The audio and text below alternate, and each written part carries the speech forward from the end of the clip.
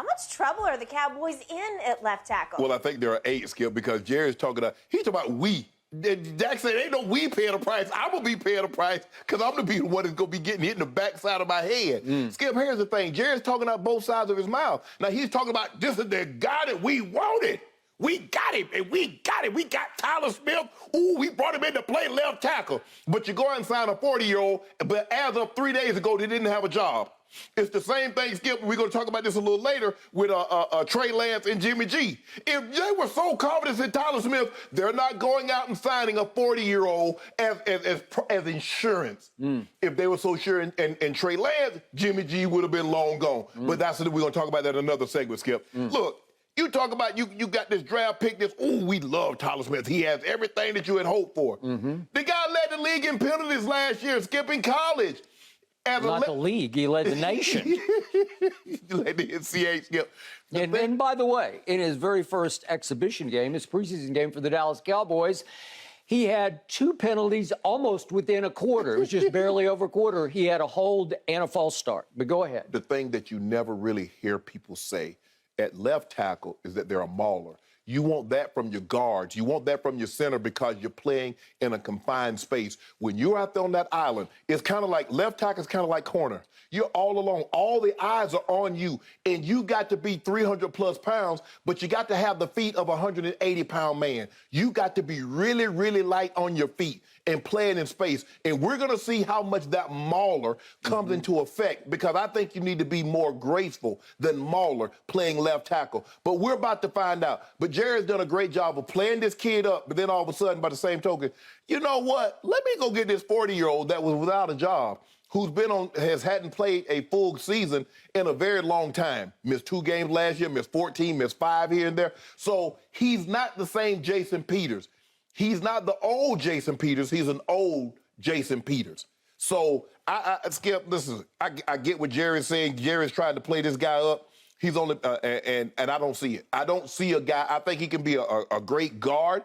And who knows, maybe with Jason Peters talking to him and being in his ear, but I don't see the feet. That's the thing that I'm looking for. All that other stuff I can get his hand. But if you don't have feet to play that position, your hands are not going to help you. So we're going to find out because those are speed guys on that side. Now, if he's going to say, Skip, you're going to put him at right tackle, that's what you want your maulers to be. The big Eric Williams used to play that side because what? They tossed the ball to Emmett, and he mauled people. But at that left tackle, you need someone graceful. You're going to have some growing pains at that position. And Jerry says, well, Harvard degree, and we're going to have, we're going to pay a little price for it. No, Dak's going to pay the price. You're going to be just fine sitting up in your box. Okay. Obviously, right out of the box, speaking of, we get the GOAT and company, a team I'm picking to win it all. We get a team that was the Super Bowl runner-up last year in game number 2. We got to go to the Rams, and we got to deal with the Eagles, who most people are picking to win the NFC East, except for you because you don't like their quarterback. And I've been touting you on the Eagles all offseason. I said, here they come, here they come. Oh, my God, oh, my God. And they're up on us because most people are saying they're going to win the East and have the home playoff game. It's not like I don't like their quarterback. I think Dak is the better quarterback in that division, and I have questions about his accuracy and consistency. But other than that, their roster from top to bottom is the best in that division. No question about that. So they are staring 0-4 in the face. I hope so. You hope so, but you will be wrong because they are not going to be 0-4. Okay, 1-3 then. I think they're going to be 1-0. Even with Tyler Smith, the shocking later first-round pick of my Dallas Cowboys that shocked me right out of my seat when they picked who from where? Tyler Smith from Tulsa. I knew zero about Tyler Smith. I did watch Tulsa a couple of times because I know one of their assistant coaches, and he immediately texted me that people are missing the boat on Tyler Smith. I told you this on the show the next day, that he said he is a flat-out monster, but he is very raw. And yet, when he thought about transferring and using his last year of eligibility, he went into the portal, according to this assistant coach, and Alabama was all over him and offered him, according to the coach, significant NIL money to go to Tuscaloosa. So I think he's a legit factor that we're dealing with here. And the more I watched him in the preseason, the more I liked him. I might even go to borderline loved him. I don't love the penalties. Mel Kiper didn't love the pick because he said, and I quote from the great Mel Kiper, a friend of mine, he's a penalty waiting to happen. To your point, he was a mauler baller, and he got too many penalties for getting in post-whistle fights, but he is a baller. And I loved how he competed in the preseason because he will flat out fight your ass off. Yeah. He is not afraid of the moment or the stage or whoever the hell is across from him. I'm going to kick your ass, no matter whether you like it or not, or no matter what your reputation is or not. Did you like him at guard, or do you believe you would have liked him at tackle? I hear everything you say about island, because it is an island, and it is scary. But if you've got mauler baller in you, if you've got some attack mode in you, you can overcome lack of dancing feet by just attacking and standing somebody up and keeping them. All you need is 3.5 seconds. So you just don't need blow-bys. You can't survive blow-bys, because once upon a time, they drafted a kid in the 3rd round, this is going way back, named Chaz Green. And remember what happened to him at Atlanta? It was the all-time debacle of a disaster because it was the first game Zeke was out with suspension. The final score was 27-20 because Adrian Claiborne had the game of his life because Chaz Green, rest his soul, you know, like, I don't know where he is now, but it was just horrendously humiliating for him because you're in the spotlight. And Adrian Claiborne had 6 sacks and Dak went down 8 times in the game. Okay, that won't happen with this kid. I just don't believe it. He competes harder than that. If he gives up one, he'll say, okay, I'm going to figure this out. I'm going to get you next time and the next time and the next time. I'm going to defend Jerry Jones in one big, crucial area. What's that? He doesn't draft well. He drafts all-time great, because the harder I look at what he's done, and we had the stat over the decade from 2010 to 2020, they had the 2nd most Pro Bowlers to the Kansas City Chiefs over that decade. Let's just do 2020, shall we? CeeDee Lamb, I think he's a home run. You're not sold yet, but again, is he a bust? No, he's not a bust. And I think he's going to have breakout all-time this year, and I think he's going to become a top 5. Trevon Diggs, boom or bust, whatever. He set the franchise record for interceptions. He's not a bust of a player, and that was your 2nd-round pick. Well, those are 2 pretty good picks, right? And CeeDee did make the Pro Bowl, and Trevon made the Pro Bowl. So you can start stacking Pro Bowlers into this decade. And then, do I even need to bring up what happened when 11 fell out of heaven right into our laps with Micah Parsons? I mean, we're looking at, I'm going to knock on wood here, I don't want to jinx it, but you're looking at a potential Hall of Famer, right? I don't think that's too much to say, right? And then I look down the draft, if you go down below Micah, Odigizua looks like a football player to me.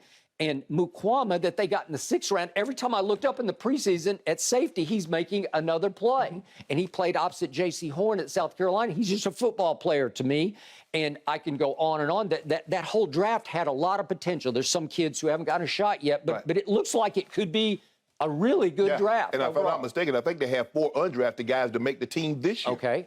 Which is the most in the NFL. Okay, let me continue backwards. So if I go backwards again to 2019, it's not great because Tristan Hill is still, he's got real talent, but he's been in and out of the doghouse there, and I thought he was going to be traded, but he may contribute this year. He's still in the rotation. And then Connor McGovern is now going to start at left guard. Now, I think he's a pretty good player, but he's going to start.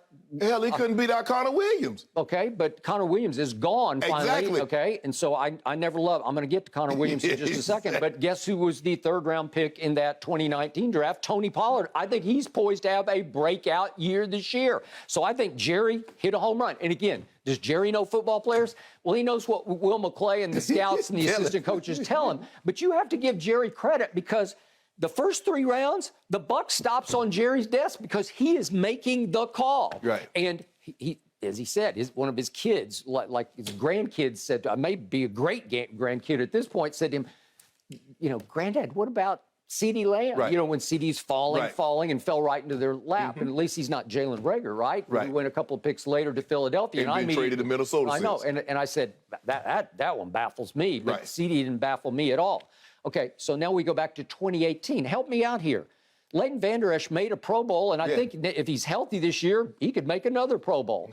Connor Williams started from day one for them, and again, he's starting elsewhere now, but I never liked him, and they finally said, okay, that's enough of that. But Michael Gallup was a third-round pick. Is that a good pick? I think it's a great pick. And Dorrance Armstrong, he could have a breakout year this year. I think he's pretty good. Dalton Schultz has the franchise tag on him as a tight end, and he went in that draft, and so did Cedric Wilson, who the Dolphins paid big bucks for to go down to Miami. Right. And he was a big, obviously he was the key slot receiver last year. Right. Well, does that sound pretty good, the 2018 draft? And I can keep going. They got Jordan Lewis in 2017, and then we go back to 2016, and it was Zeke and Dak, right? Think about what you just read off. You read off all these guys that are players, guys that are going to the Pro Bowl, guys that potentially go to the Hall of Fame, and you got nothing to show for it. So whose feet does that fall at? Well, we won the division again last year, right? We keep going 2016, 2018, right? You won But you hanging division banners. Okay. Not NFC championship banners and not Super Bowl banners. Well, Jerry can't play quarterback, right? Well, all he can do is make the right draft picks, and he's making the rightest draft picks. I will tell you what. I will take his drafts. Let's go back over the last, say, 12 years. I'll stack them up against anybody's because I'm pretty sure they're going to be the number one draft team in all of football. Okay, does he get any credit for that? Yes. Because he pulls the trigger. Yes, but he also has, if you're giving him credit, you're not going to give him any blame? For the overall. Yes, okay, for the lack of success. Okay, well, he does pick puppet coaches, and then he tries to, as he once upon a time said, I could coach the SH out of this team. Yeah. That's what he said in 1989, just after he bought the team. He told Vanity Fair, I could coach the SH out of this team. It's his most infamous quote of all. And it still operates today because I think he thinks in his heart of hearts, he is coaching the SH out of this team from upstairs. You think so, yeah. Through Mike McCarthy, his boob puppet of a coach. I mean, I don't even know what Mike McCarthy does except listen to Jerry, right? I agree. Okay, so here's the point on Tyler Smith. I didn't see it coming. I didn't get it on draft night. But clearly, there was a glaring, screaming need at left tackle because, as you keep pointing out, what's Tyron Smith done for me lately? Right. Well, how many games has he played over the last 2 years? He's missed 20 games. He's missed 20 games over 2 years. We have to go all the way back to 2014 to find where he played most of the year, right? Okay. Yeah. So wouldn't history dictate you better take a left tackle? Yes. Well, they took a left tackle. Unfortunately, he went down, and yet they are now making a big case for him being back by December 1st. I find that hard to believe at his advanced age that he can get back after tearing his hamstring off the bone and fracturing his knee. But medical miracles happen. But Skip, didn't this kid, hold on, the kid, I don't think the kid has great feet to begin with. Didn't he have a high ankle sprain? He did. He just came back. But they said he's okay. They said he's healthy. He's back practicing full speed. That's what they said. I don't know. But the problem Mel Kiper had, that Todd McShay had, that all the draft analysts had, is what happened on the next two picks at 25 and 26 in the first round after Dallas shocked the world with Tyler Smith, who a lot of people had like a third-round pick. Another Tyler went at 25 to your Baltimore Ravens named Linderbaum. He is now the starting center for your Baltimore Ravens. If he starts making Pro Bowls and makes like 12 in a row and goes to the Hall of Fame, then that's probably a problem because I don't know that Biotish is anything to write home about at center right now. I think he's average at best. And obviously he replaced a potential Hall of Fame center, right, who had to retire early. Okay, so the reason Linderbaum got drafted is they lost that Bradley Bozeman to the Carolina Panthers. He's now Baker's starting center, but he had started for them the last 3 years in Baltimore, so they took a starting center because they badly needed one. Then the Jets swooped right back up to pick number 26 and took Jermaine Johnson, who was only at Florida State the ACC Defensive Player of the Year and is now scheduled to start at defensive end for the New York Jets. He played some in the preseason, didn't do much. I couldn't get any flash when I would check in on the Jets from him. But I don't know. We got to monitor his progress because that was a glaring need also, but not as glaring as the left tackle, the blindside protector of Dak Prescott. Well, Skip, if he turns out and he's a solid player and he can protect Dak say, for the next decade, it doesn't matter what Johnson does because you need somebody to protect him. So he might not go to a Pro Bowl, but as long as he's not getting Dak hitting his head, a couple of times a game, he'll be just fine. Okay. Because at the end of the day, your most valuable asset on your football team is your quarterback. Yep. And you need to protect him at all costs, even if the guy's not pro. Now, you're not getting Trent Williams, or you're not going to get a Bakhtiari pre-injury. You're probably not going to get one of those guys. But if he's just solid, I'm not saying he probably won't be Tyron Smith. Tyron Smith is going to what, 8 Pro Bowls? 8 Pro Bowls, 2-time first team All-Pro. Okay. So you're probably not going to get that. But if he can be solid. What if he's better than solid? I don't know about that, Skip. I just don't see. I don't see the. Like I said, Mauler, Skip, because you can get away with things inside at the center and the guard position. Yeah. But when you're out there in space, Skip, your umpire looking. I mean, the referee looking right at you. Okay. Dak Prescott on Tyler Smith said, when you meet Tyler, just hang around Tyler. You see the competitor, the fighter, just the football player in him, that grit. And that's what I expect to come out. That's what I saw in 3 preseason games when he got extended snaps. Extended. I saw a mauler baller. I saw a competitor. I saw something I don't see from a lot of young offensive linemen who are just out there they're playing not to lose. They just don't want to make a mistake. They don't want to give up a hit or a sack, right? And he was attacking everybody. Can you attack at left tackle? Okay. No, you cannot. Okay, we'll see about that. What you have to be able to do, like I said, Skip, because at the center and the guard position, Skip, the guy's right there on you. You got to realize you're in an off stance at the left tackle. And what you try to do is that he holds a lot. He's going to get if he held a lot at guard, how many penalties do you think he's going to get? I mean, excuse me. Skip, he got all those penalties. He's playing left tackle in college. And he got those. And I can assure you, the guys that he's going up with, against on a weekly basis are better than the guys that he faced at Tulsa. I just feel very comfortable in saying that every single week, maybe he faced one guy that's in the NFL, but every single week, every guy that he goes against. They played some good teams. They played Ohio State, and he graded high against Ohio State. So, again, it's hard for me because I have a conclusion of what I watched in college football. I never even thought about Tyler Smith when I was watching. Exactly. The 2 quarters I watched Tulsa last year. You weren't thinking, I hope my team drafts him. That didn't cross your mind. It didn't cross my mind, but I've always had high respect for Jason Peters. Well, okay, guess how much they paid Jason Peters? A grand total of $358,000 to go join their practice squad. Yeah. And as Mike McCarthy said, it wasn't about signing a starting left tackle. He said, this is about adding a future Hall of Fame player to your football team. They wanted him to mentor this kid. And right away, he even tweeted something about he's mentoring this kid. He's teaching him about hand position, and you can't clutch and grab, and you got to keep your hands in tight, and blah, blah, blah. And he knows it all because, listen, Jason Peters has made 9 Pro Bowls to Tyron Smith's 8 Pro Bowls. Yes. So he's even more decorated than Tyron Smith. The problem is he's 40 years old. And here's the thing, what made Pete so great, Skip, he went to college as a tight end. So you already knew who? Jason Peters. Oh, Jason Peters. He went to college as a tight end at Arkansas and kind of ate his way to an offensive tackle. So you know he had feet. But he didn't eat his way out of the league. He ate his way into stardom. I mean, he's a potential Hall of Famer. Got I think he's an undrafted free agent at Buffalo. Played his way into a big contract at Philly. And the rest is, as you say, history. He's phenomenal. And the connection to Jerry was he played at Arkansas just as Jerry played at Arkansas. And then he's saying it's love at first sight. And we're going to get deeper into this in a little while here on the show. Yes. But it has been my contention, and I have covered this team and this division for way too many years. Right.